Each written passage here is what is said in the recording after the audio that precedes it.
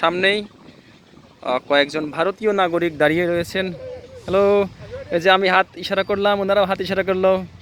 Hello. তো ওনারা হচ্ছে ভারতীয়, আমরা হচ্ছে বাংলাদেশি। এই যে হিলি স্থলবন্দর, ট্রেন চলছে স্থলবন্দরে। এখন এখানকার বন্দরের সকল কার্যক্রম বন্ধ রয়েছে। ট্রেন চলে যাবে, তারপর আবারও কার্যক্রম চলবে। মানুষজন ছবি তুলতে ব্যস্ত, এখানে এসে ট্রেনের সাথে ছবি তুলছেন। ট্রেনের দেখা পাচ্ছেন। এরপরে ভারতীয় বর্ডার, ভারতীয় নাগরিক, সব কিছুই তো পাওয়া যাচ্ছে। তো এই হিলিতে আসলে একটা বিষয়, খুব কাছে থেকেই ভারতের এই বর্ডার দেখা যাচ্ছে। ভারতীয় মানুষ জনদের সাথে একটু হাই হ্যালো করার সুযোগ হচ্ছে।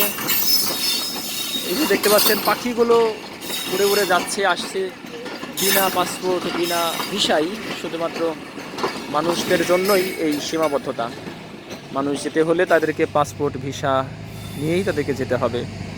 ওই মানুষগুলোর সাথে আমাদের একটু ইশারায় কথোপকথন হলো। একটু দেখাই, সেটি হচ্ছে যে ওই যে বিএসএফ সদস্য ওখানে আছেন। বিএসএফ সদস্যর সামনে বেশ কয়েকজন, তারাও দাঁড়িয়ে আমাদের দেখছেন, আমরাও তাদেরকে দেখছি।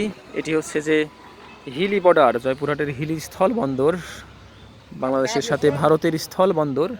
এই স্থলবন্দর দিয়েই মালামাল আনা নেওয়া হয়, বাণিজ্যিক সম্পর্ক।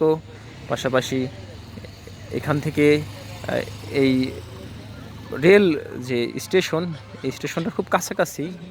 এই স্টেশন থেকে মানুষজন যাওয়া আসা করতে পারেন। দেশের ঢাকার সাথে উত্তরবঙ্গের যে যোগাযোগের এই রেলপথ, এটি হচ্ছে যে হিলিতে।